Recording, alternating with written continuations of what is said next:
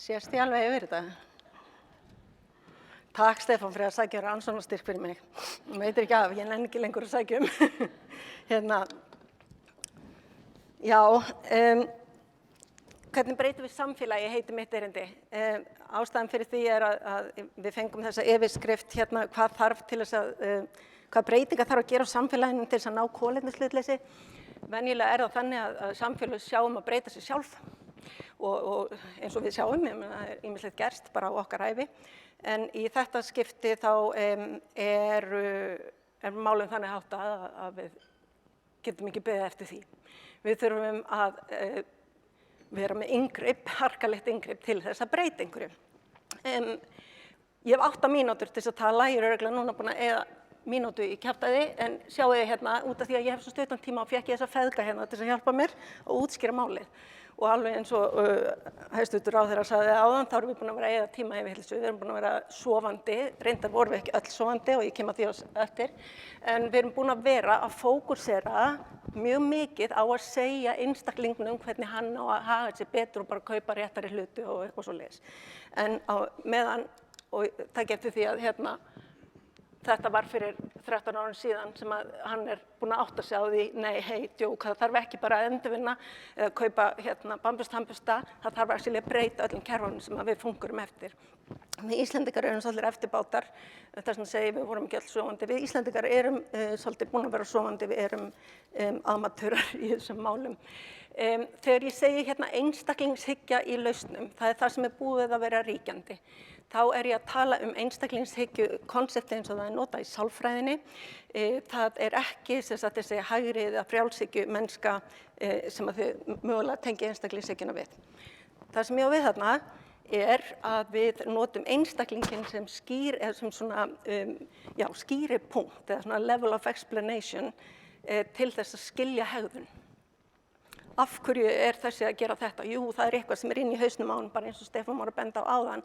Það eitthvað inni í hausnum á honum sem skýrir þessa hegðun.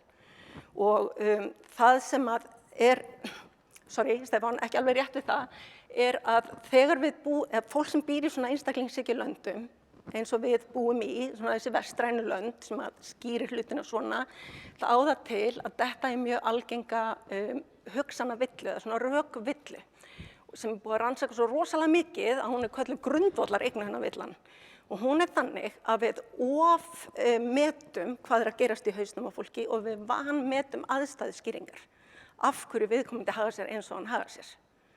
Og þetta pínu íktæmi með kólabjörnin, en við gerum í rauninni samt að sama með fíknisjúkdóma og geðsjúkdóma og svo framvegis. Við horfum á hvað að manninum í staðinn fyrir að horfa hvað kom fyrir mannin.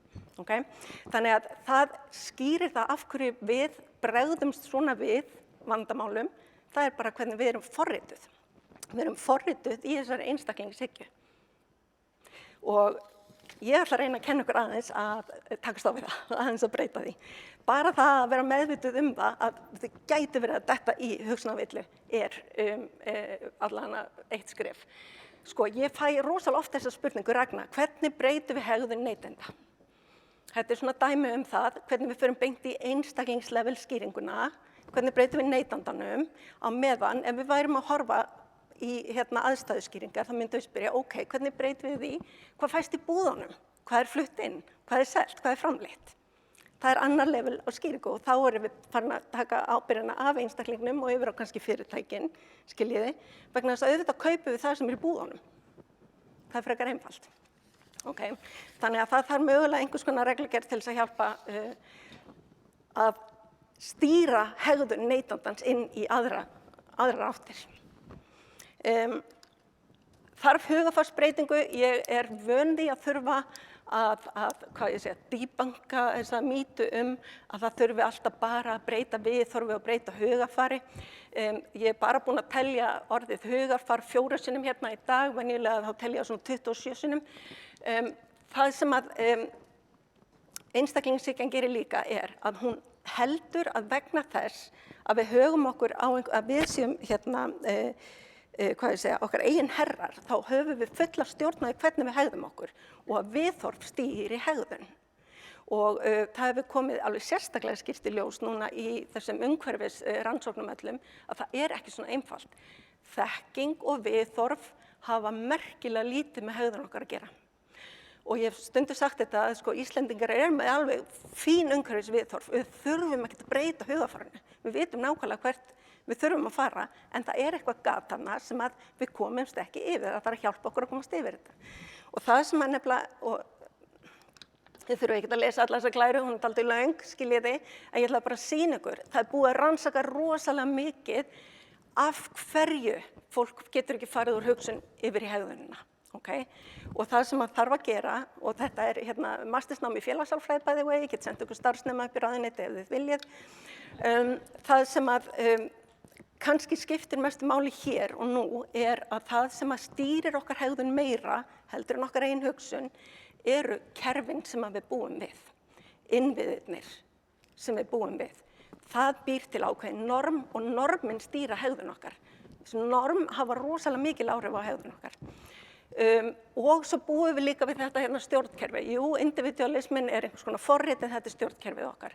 Og þetta ræðir ekkert við langtíma hugsun jafnvel eins og heilt stjórnkerfi ræðir við, skiljiði. Og þetta tæki þessi heili, hann lærir af afleiðingum þegar þær gerast strax. Allir sem hafa reynt að þjálfa hund eða hest eða alveg barn vita að það þýðir ekkert að komi afleiðingarnar á morgun eða daginn eftir. Þannig að við lærum ekki af okkar eigin óumhverfisvænu hegðun samstundis. Til þess þarf stærra skipulag, stærra plan. Af því að ég tala alltaf svo lengi þá þarf ég aðeins að stökkva yfir ýmislegt sem ég ætla að segja heilann, en allan eitt af því sem samt ég ætla við limbíska kerfið, það er spendýraheilinn og eðluheilinn, hann ræður ekki við ógn í fjarlægri framtíð. Hann bregst við einhverju sem ógnvekjandi í dag.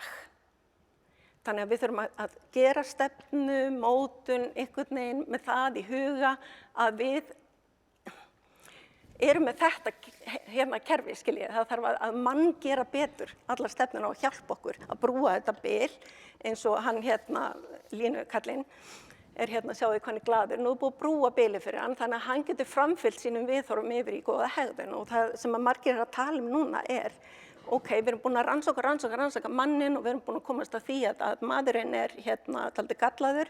Í staðinn fyrir að reyna að breyta manninum getum við ekki reynt að breyta kerfunum sem að við vitum að eru umbuna kerfi og hleypir honum áfram. Bara svona góðu fréttirnar eru að lang flestir eru bara tilbúnir til þess að breyta. Fólk að bíða eftir svolítið bara svona leiðsögn hvað það á að gera. Það vantar þessa brú. Þannig að ég ætla að og þetta 0,5%, þau þurfa ekki að neina áhyggjur þeim, þau eru orðin vegan og bíllaus, þeir hinum megin, þetta eru fílukallarnir, við þurfum ekki að pæla í þeim, það er reyndar líka einkaflugvélar en lang flest erum við einhvers staðar í miðjunni og við þurfum bara smá hjálp við að komast áfram yfir á næsta skref. Og engar áhyggjur, takiði áhættu, takiði stærri skref. Og nú ég að tala við ráðherra. Vertu óhræddur við að, eins og þú sagði sjálfur, á ég að sitja upp í ráðuneyti og skrifa einhverja reglur? Já, gerðu það bara. Do that.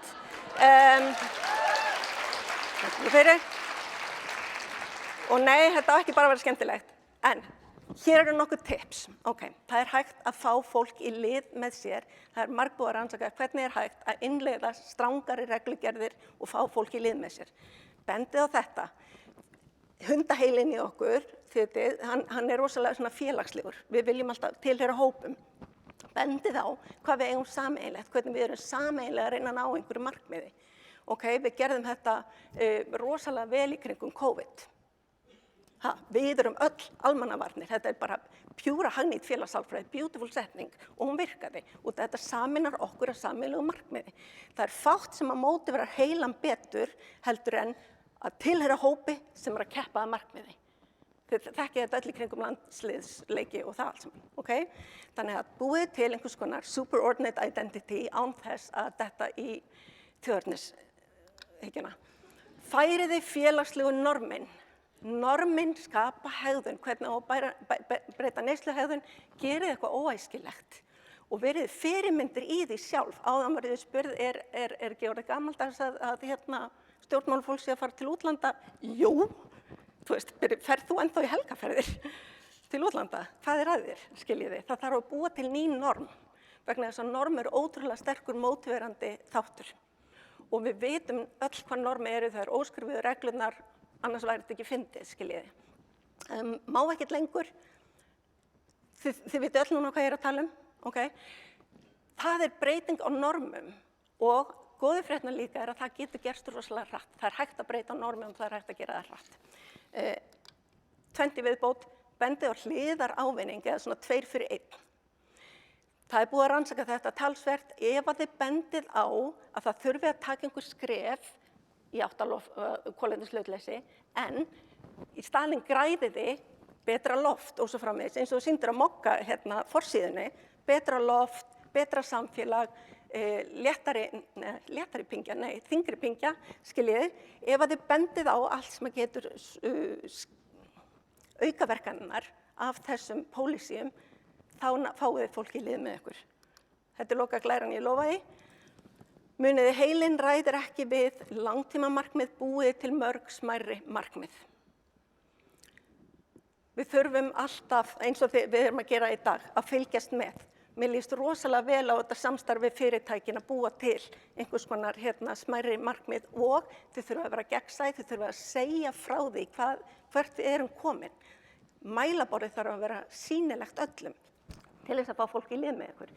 Við erum búin að vera rosalega lengi á fuck off, við erum núna fyrst komin á panic, en Íslendingar eiga til að vera í all the work crying, þið veitir. Þannig að 2039 Íslendingar bara, shit, skiljiði.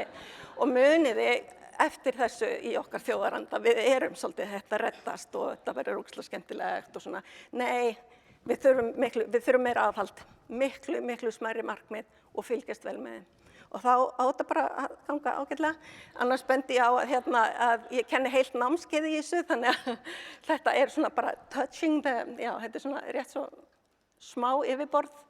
Það kostar að fá mig til að tala í lengri tíma. Netfangið mitt RBG, Ruth Bader Ginsburg. Takk fyrir.